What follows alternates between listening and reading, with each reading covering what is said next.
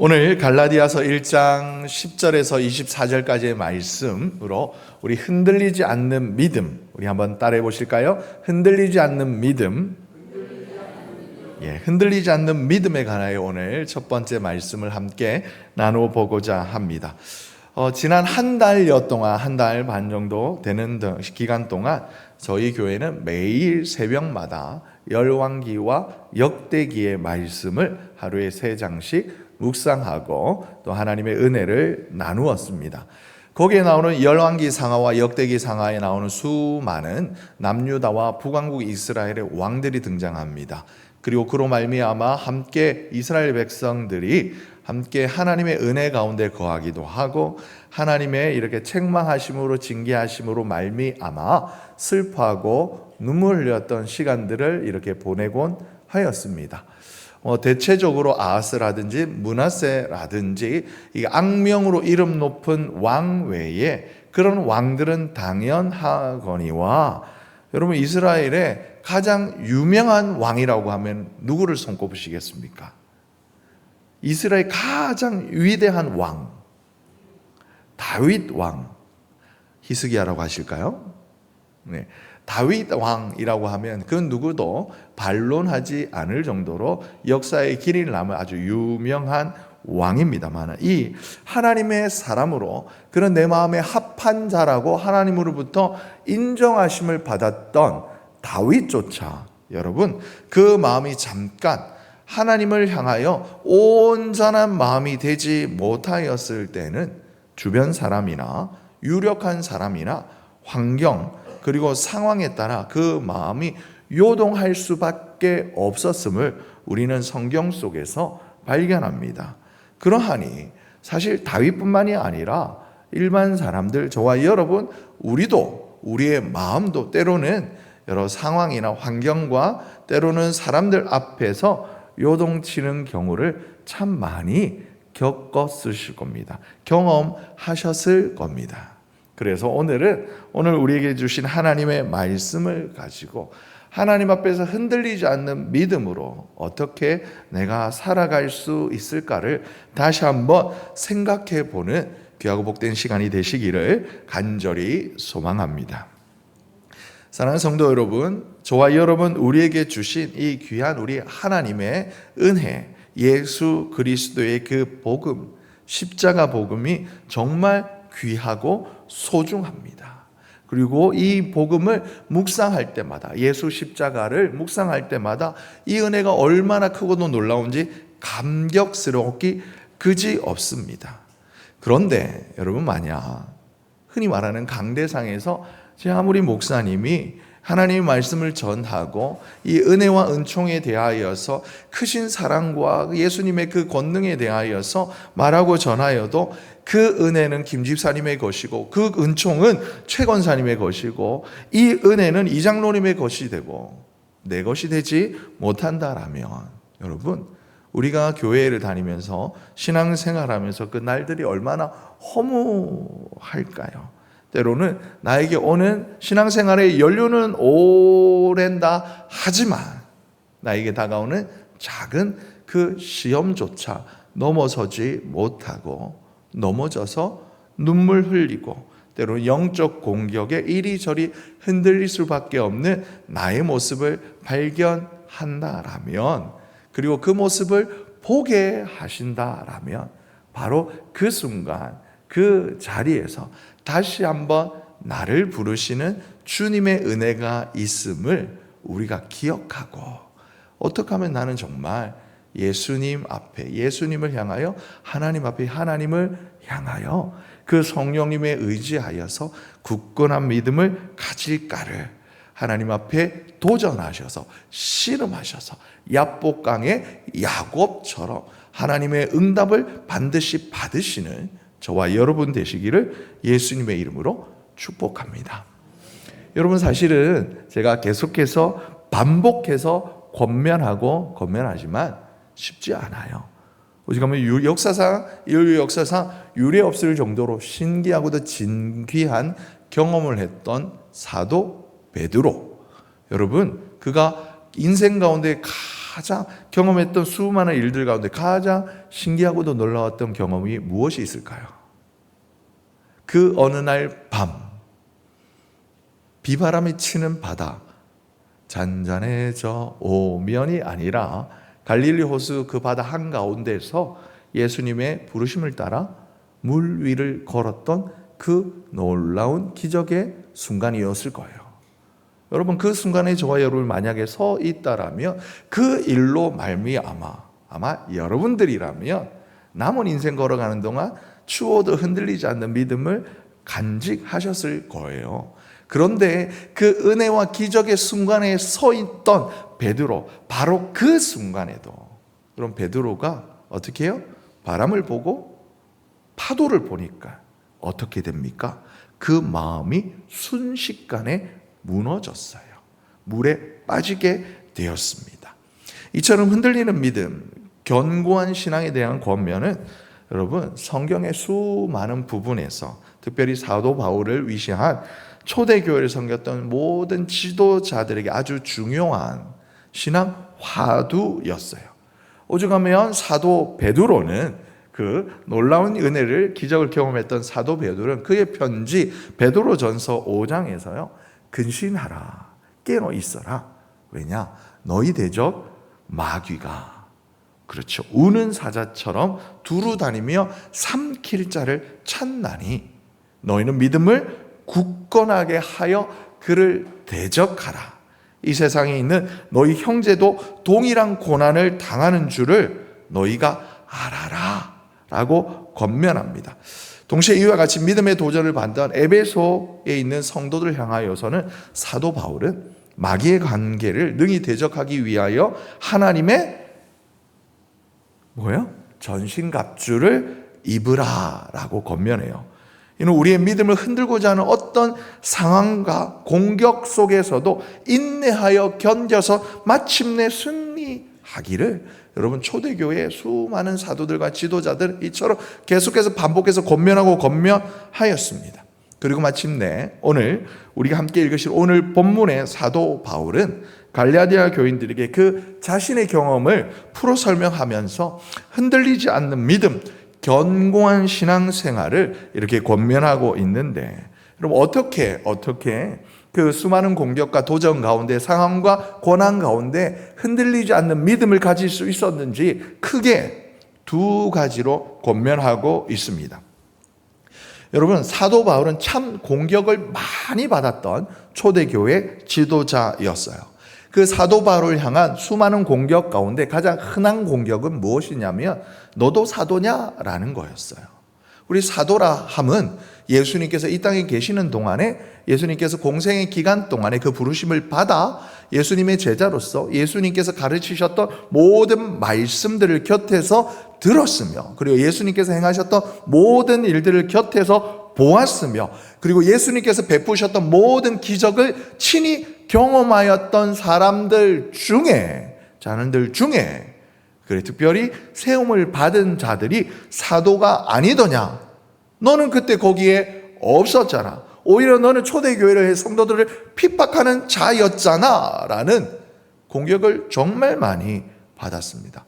여러분 인간적인 입장에서는 정말 사도 바울의 과거는 마치 그에게 지울 수 없는 끊어낼 수 없는 꼬리표처럼 그가 어디로 가든지 항상 그를 따라다녀서 그의 사역 초기에는 심지어 사도들조차 오늘 본문에도 약간 나옵니다만은 사도들조차 그와 만나기를 꺼려할 정도로 그의 악명은 초대교회에 널리 퍼져 있었습니다.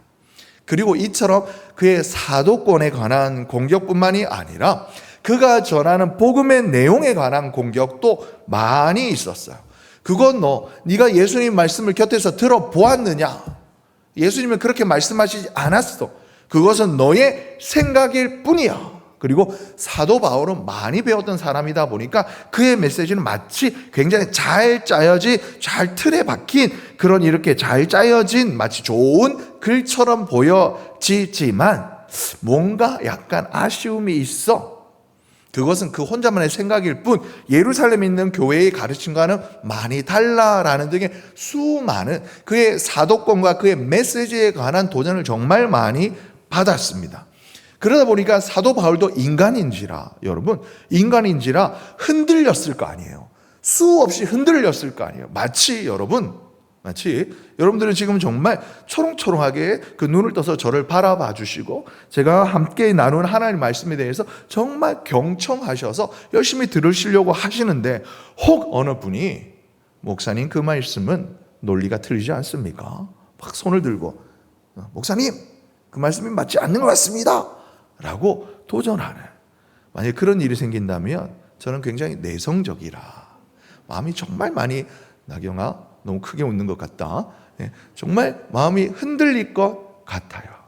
사도 바울도 인간이었으니까 얼마나 많이 마음이 흔들릴 수 있었을 텐데, 오늘 본문에 보면 사도 바울 이런 도전과 공격에 어떻게 대처하였는가, 우리 11절과 12절의 말씀을 우리 다시 한번 천천히 읽어볼까요? 형제들아, 내가 너희에게 알게 하노니 내가 전한 복음은 사람의 뜻을 따라 된 것이 아니니라. 이는 내가 사람에게서 받은 것도 아니요 배운 것도 아니요 오직 예수 그리스도의 계시로 말미암은 것이니라. 아멘.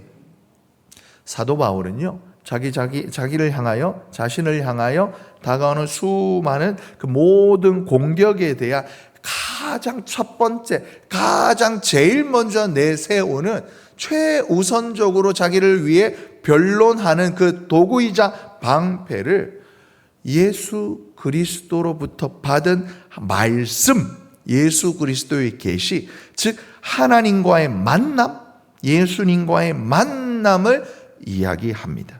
그렇게 자신이 전하는 모든 메시지는, 그리고 그렇게 메시지를 담대하게 전할 수 있는 자신의 사도됨은, 사도권은 나의 그런 인간적인 그 어떤 노력에 의해서가 아니라 나에게 찾아오셨던 하나님, 나에게 다가와 주셨던 예수님과의 만남, 그리고 예수님으로부터 받은 계시를 통한 것이다 라고 말해요.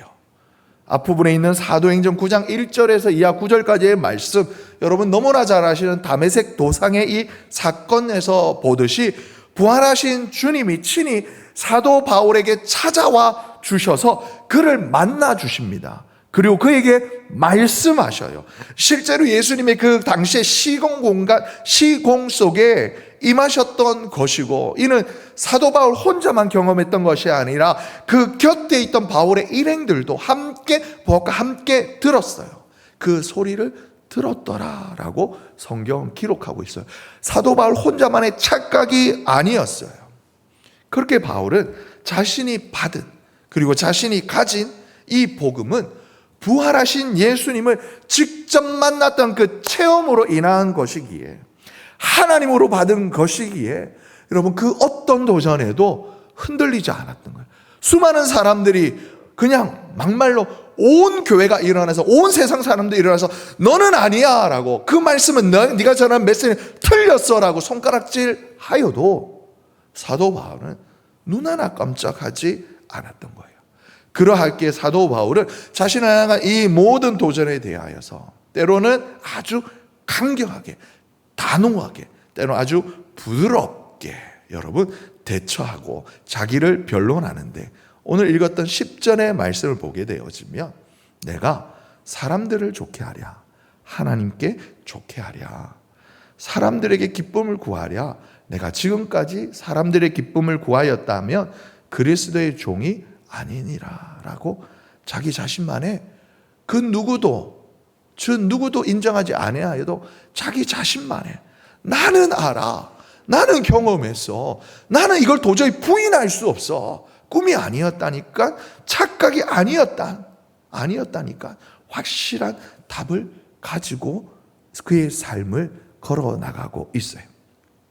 여러분, 사람들이 대체로 어떤 주장을 강하게, 자기의 생각을 강하게 이렇게 말하는 사람들의 그 주장에 대해서 반박해야 하는 것을 되게 불편해합니다. 왜냐하면 그 말에 대해서 옳은 반박을 이렇게 하려다가 오히려 상대방이 더 강하게 이렇게 나오면 관계가 불편해질까봐 멈춰서서 그 말을 들어주고 비위를 맞춰주는 편을 택하기도 합니다. 그리고 그것을 그래 그냥 좋은 게 좋은 거다라는 말을 하기도 합니다.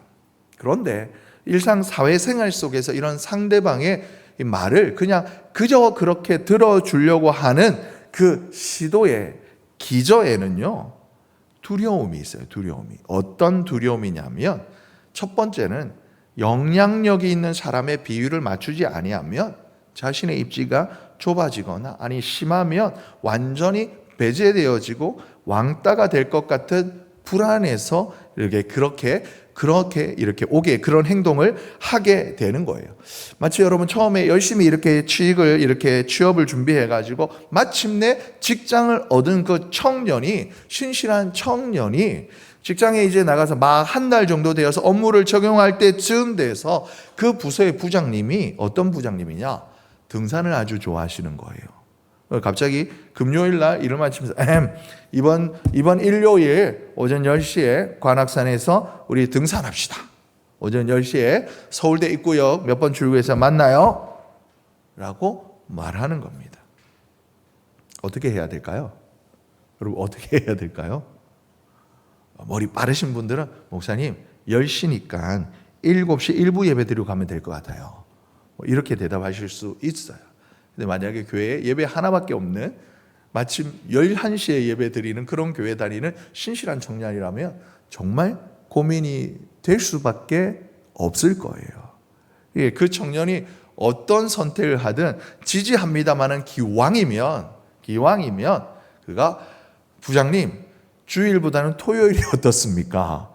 라는 말이냐 아니면 다른 단호한 자기의 신앙을 위하여서 단호하게 대처할 수 있는 그런 청년이었으면 하고 응원을 해보게 되어져요.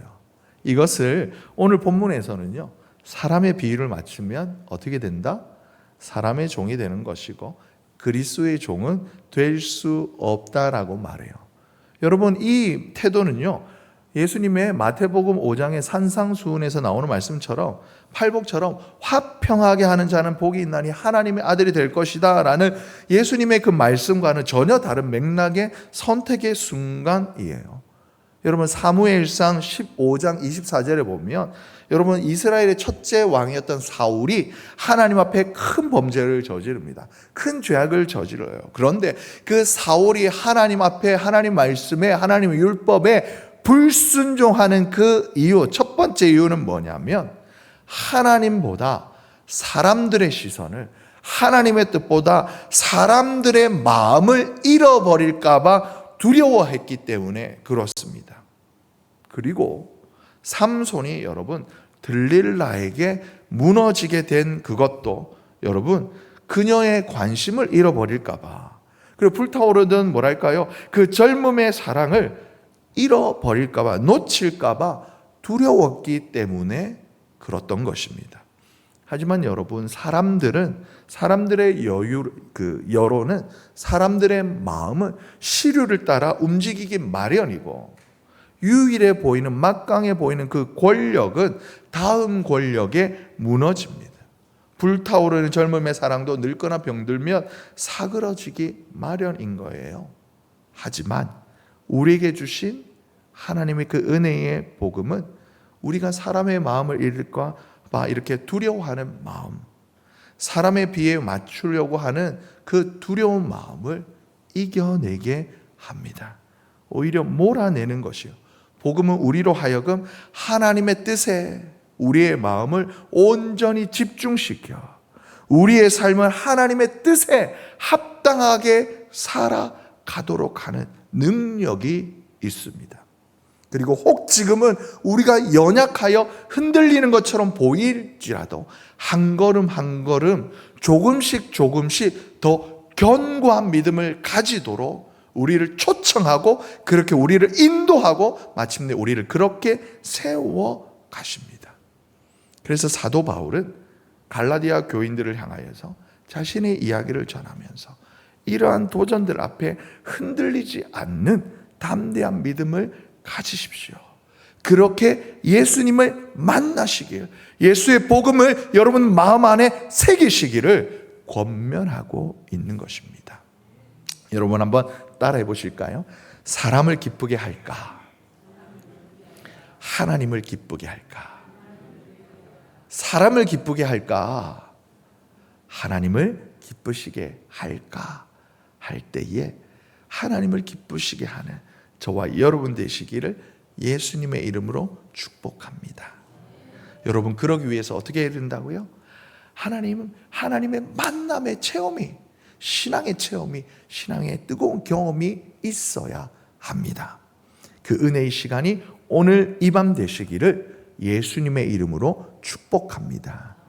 그때가 너무 아련해서 내가 그때 나를 찾아와 주셔서 나를 만나 주셨던 하나님의 그 뜨거웠던 은혜의 시간이 너무 아득히 옛날이어서 가물가물 하시는 분이 계시다라면 오늘 이 밤 뜨겁게 기도하실 때 그 첫사랑을 회복하시는 밤 되시기를 다시 한번 예수님의 이름으로 축복합니다. 그리고 오늘 사도 바울이 오늘 본문을 통하여서 우리가 흔들리지 않는 믿음을 가지기 위한 두 번째 권면으로 건강한 공동체성에 관한 이야기를 하고 있어요. 사도 바울은 자신의 이야기를 은혜 안에 거하기 전, 그리고 이 전과 후에 자신의 삶을 대조시켜서 이렇게 풀어 설명합니다. 먼저는 13절과 14절의 말씀을 우리 다시 한번 읽어봅니다. 내가 이전에 유대교에 있을 때 행한 일을 너희가 들었거니와 하나님의 교회를 심히 박해하고 멸하고 내가 내 동족 중 여러 영갑자보다 유대교를 지나치게 믿어 내 조상의 전통에 대하여 더욱 열심히 있었으나, 그리고 은혜 받은 이후의 삶에 대하여 15절 이하에 쭉 기록하기를 우리 15절에서 19절까지 함께 읽습니다. 그러나 내 어머니의 태로부터 나를 택정하시고 그의 은혜로 나를 부르신 이가 그의 아들을 이방에 전하기 위하여 그를 내 속에 나타내시기를 기뻐하셨을 때에 내가 곧 혈육과 의논하지 아니하고 또 나보다 먼저 사도된 자를 만나려고 예루살렘으로 가지 아니하고 아라비아로 갔다가 다시 다메섹으로 돌아갔노라. 그 후 3년 만에 내가 게바를 방문하려고 예루살렘에 올라가서 그와 함께 15일을 머무는 동안 주의 형제 야고보 외에 다른 사도들을 보지 못하였노라. 아멘. 본문의 13절과 14절 그리고 15절에서부터 19절까지의 말씀을 보면 사도 바울이 은혜 받기 전의 나의 모습과 은혜 받은 이후의 나의 모습, 그러니까 예수를 만나기 전의 나의 삶과 예수를 만난 이후의 나의 삶을 가장 이렇게 대조해서 이야기를 하는데, 여러분 오늘 본문에서 이야기하는 가장 큰 차이점이 뭔가 한번 가만히 곰곰이 생각해 보시겠습니까? 아니면 한번 다시 한번 찬찬히 읽어보실까요? 사도 바울이 말하는 예수 만나기 전과 후에 그의 가장 큰 차이점은 무엇이냐? 다메섹 도상에서 예수님 만나기 전 사도 바울은요, 먼저는 하나님의 교회를 심히 박해하여 잡아 멸하고 유대교를 지나치게 믿었고 전통에 대한 특심이 다른 영갑자보다 다른 어른들보다 뛰어났다라고 이야기를 하고 있어요. 즉 은혜 받기 이전에, 예수님 만나기 이전에 사도 바울은 공격적이었어요. 찌르는 사람이었고 날카로운 사람이었어요. 뾰족했어요. 그의 말과 모든 행동이 나는 항상 옳아, 나는 항상 옳다에서 시작했습니다. 그렇기 때문에 당연히 상대방을 쳐다볼 때는 비판적인 시선이었고, 날카로운 말과 날카로운 혀로서 날카롭게 베어 상처를 주는 사람이었어요. 당연히 남과 함께 일하기도 힘들었을 뿐만 아니라 타협은 생각할 수 없었어요. 말 그대로 독단적인 삶을 그는 살았습니다. 그런데 그랬던 사도 바울이 예수님을 만나 예수님의 복음을 알게 나오고 하니까, 그 은혜를 받고 나니까 어떻게 해요? 자신이 박해하던 교회의 성도들을 찾아가요. 여러분 찾아가는 건 똑같아요. 예수 믿기 이전에, 예수 만나기 이전에 사도 바울도 열심히 특심해서 막 말 타고 여기저기 싸돌아다니기 바빴습니다. 뭐 하려고요? 잡아 감옥에 가두고 칼로 치려고. 근데 이제는 예수 만나기 이후에는 어떻게 해요? 또 바뀌었는데 동일하게 찾아다니기 바빴습니다. 뭐 하려고요? 교제하려고. 이야기 나누고. 내가 받은 은혜가 이러합니다. 당신이 받은 은혜는 어떠했습니까? 사도 바울은 자신이 받았던 그 놀라운 은혜의 경험을 더 공고히 하기 위해서 다른 사도들을 만나려고 힘쓰고 애썼어요. 그래서 예수님과 직접 만나서 어떤 말씀을 나누셨습니까? 예수님 곁에서 어떤 이야기를 보고 어떤 모습을 봤으며 어떤 일들을 경험했습니까? 사도 바울은 만나기를 힘쓰고 교제하기를 힘썼어요. 내가 받았던 예수 복음을 더 확신하기, 더 확증하기 위하여서 다른 사도들을 찾아가는 거예요. 그렇게 믿음의 공동체 안에서 은혜 받은 사람들과 함께 교제하였습니다. 상대방을 찌르고 비판하고 베고 뾰족하던 날카로운 삶에서 내가 예수님께 용서받았던 것처럼 상대방의 허물을 이해하고 덮어주고 손잡아주고 안아주고 경청하여서 공감하면서 나도 그러했습니다 나누는 삶을, 포용의 삶을 사도 바울은 살았던 거예요.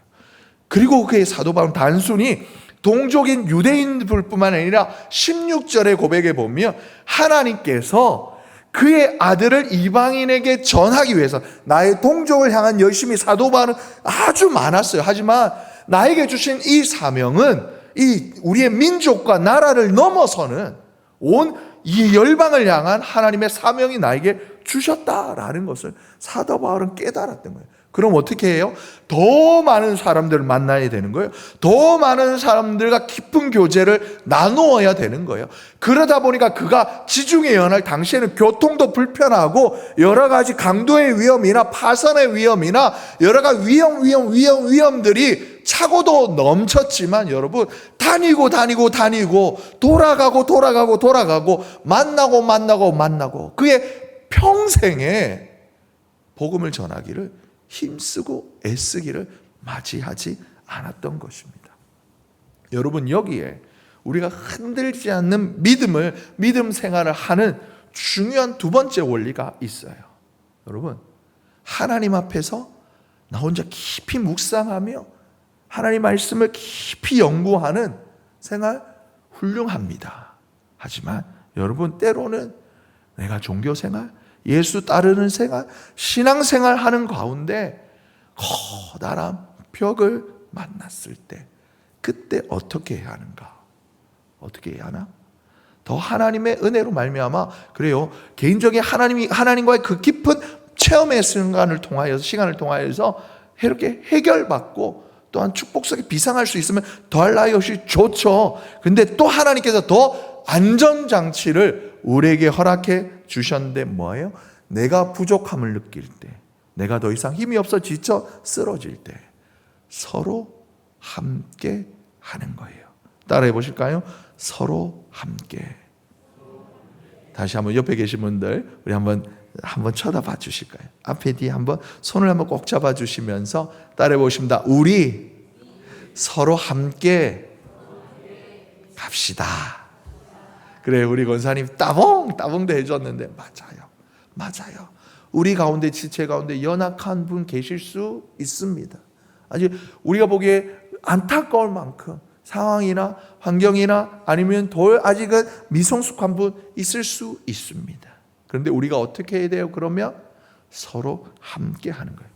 여러분 제가 어렸을 때 신앙생활 할 때에 제 시골 모교회 목사님께서 말씀하신 여러 예화 가운데 몇 가지 예외가 제 기억 속에 아주 잘 남아 있어요. 그 중에 여러분 제가 교회의 속성 즉 교회의 공동체성에 관하여 말씀을 묵상하고 준비할 때면 늘 이 예화가 생각이 나요.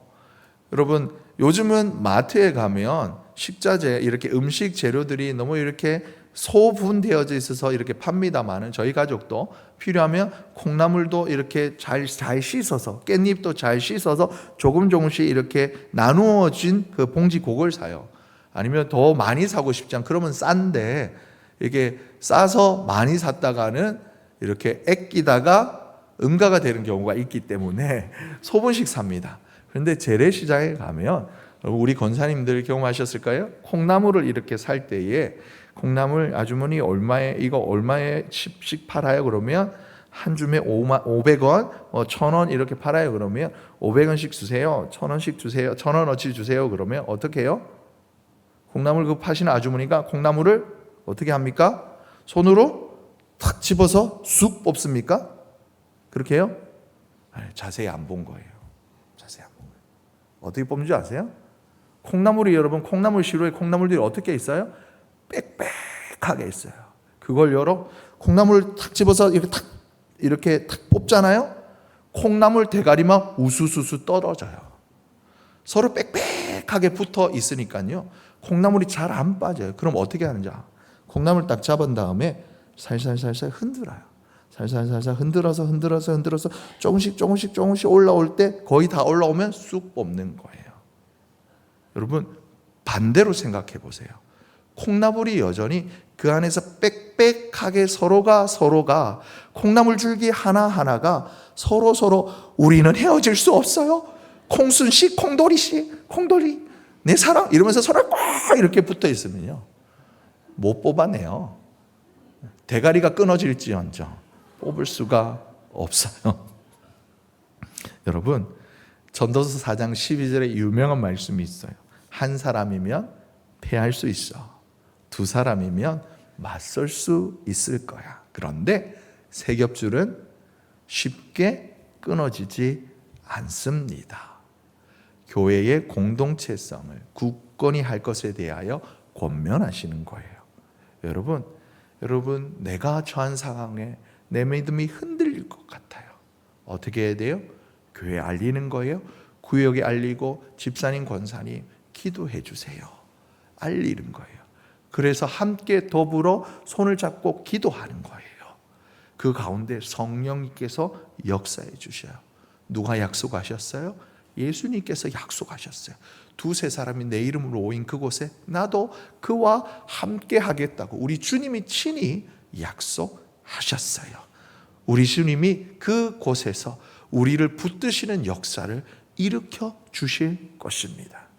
여러분 우리의 교회가 우리의 믿음이 흔들리지 않기 위한 너무나 중요한 원리가 여기 있는 거예요. 여러분 우리 사랑하는 우리 선함의 권속들이 우리 서로 함께 이것을 잊지 않는다면 여러분 우리는 굳게 설 수 있습니다. 마귀가 제 아무리 우는 사자처럼 산길자를 찾아 두루두루 다니고 여러분 마귀가 아무리 내 곁에서 엉 하고 소리를 낸다 할지라도 깜짝이야 할 수는 있지만 넘어지지 않아요. 어떻게 해요? 내가 깜짝 놀라 다리가 힘이 풀린다 할지라도 바로 그때 내 곁에 있는 하나님 아니요 우리 집사님, 우리 권사님, 우리 장로님이 든든하게 우리 서로 함께 끈끈하게 엮고 있기 때문에 그렇습니다. 말씀을 마무리할까요? 사랑하는 우리 사람의 성도 여러분, 우리는 오늘 본문의 말씀을 통하여서 우리가 흔들리지 않는 굳건한 믿음 생활을 위하여서 중요한 두 가지의 원리를 배웠습니다. 내가 먼저 개인적으로 그래요.